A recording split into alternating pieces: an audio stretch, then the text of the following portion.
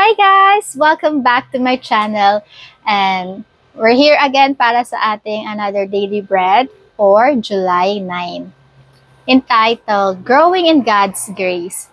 But before that, kung hindi pa kayo nakaka-subscribe sa channel ko, please do subscribe to my YouTube channel and hit the notification bell para updated kayo sa mga bago nating ina-upload. Ayun, so start na tayo guys. Growing in God's Grace. The English preacher Charles Spurgeon lived life full throttle. He became a pastor at age 19 and soon was preaching to large crowds. He personally edited all of his sermons, which eventually filled 63 volumes and wrote many commentaries, books on prayer, and other works. And he typically read 6 books a week. In one of his sermons, Spurgeon said, "The sin of doing nothing is about the biggest of all sins, for it involves the most of the others, horrible idleness. God save us from it." So, sinasabi dito guys, si preacher Charles Spurgeon, which become, ang bata, 19 years old, naging pastor na siya. Then, nagsusulat din siya ng libro guys, and siya din mismo yung nag-e-edit ng mga books niya, which eventually filled 63 volumes. So, ang daming books nun, diba? And ito pa ang malupit guys, kasi yung mga ginagawa niyang libro is about commentaries, books on prayers, and other works. And in a week guys, nakakabasa siya ng 6 books. Grabe, diba? 1 week, 6 books. Grabe. Wala na ba siya ibang ginagawa? As in, buong week, ako hindi ko yata kaya to. Pero grabe yung eagerness niya, diba? Yung sipag niya sa lahat ng ginagawa niya. Kasi may kita naman natin talaga ang sipag niya. Kasi 19, age of 19, pastor na siya. Then, nag-preach na siya sa big crowds, large crowds. Maraming nakikinig sa kanya at the age of 19. Grabe, this is a very good work. And sinasabi niya nga dito sa isa niyang sermon, guys, na the sin of doing nothing is about the biggest of all sins. Ibig sabihin, hindi porket wala tayong ginagawa, guys. I mean, kung wala tayong ginagawa, hindi na tayo nagkakasala. Ito pala yung parang biggest sins of all sins, kasi doing nothing is the biggest sins of all. Parang yun yung parang pinaka-horrible na pagkatamad yan guys. So sin ang pagiging tamad guys. Kasi dapat, yun nga, tulad niya, sobrang effort niya, diba?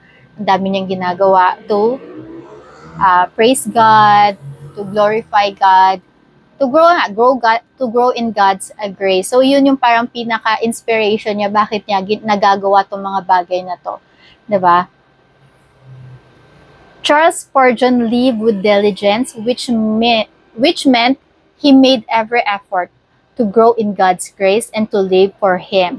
So, yun nga. So, very diligent to si Charles Spurgeon, which he meant every effort to grow in God's grace. So, lahat nga ng effort niya, guys, inaalay niya to kay Lord, sa God, kay God.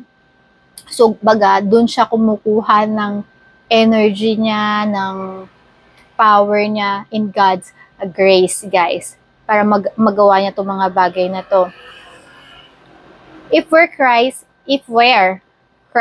followers, God can instill in us that same desire and capacity to grow more like Jesus, to make every effort to add to our faith and goodness to knowledge, self-control, perseverance equals to godliness. So, yun nga guys, kung nakaya nga ni Charles Spurgeon ang ganito kasipag na gawain to please God, to glorify God, kaya din natin guys. So, hindi natin kailangan maghanap pa ng ibang inspiration or whatever. By the God's grace itself, guys, yun yung pinaka-inspiration natin. So, ano nga ba itong tinatawag na God's grace? Guys, ito yung gift from God. Kumbaga, ito yung gift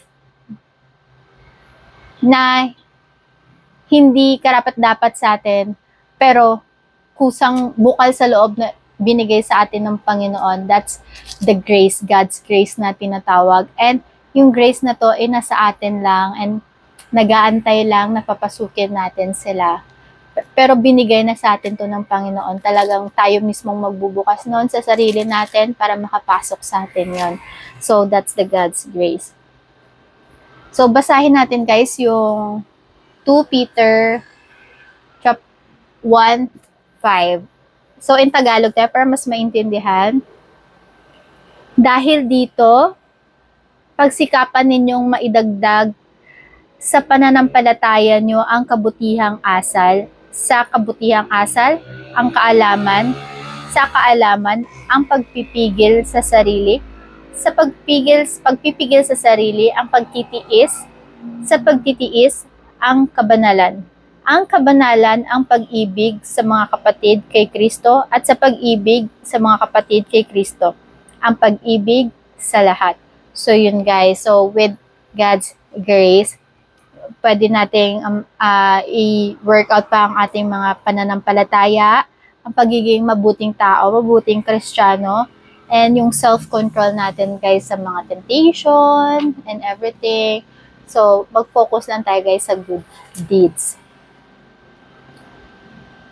We each have different motivation. Yan ang sabi ko. May iba-iba tayong motivation, abilities, and energy levels. Not all of us can or should live at Charles Spurgeon's pace. So, hindi tayo lahat makakasabay sa kung paano gumalaw or gumawa si Charles Spurgeon.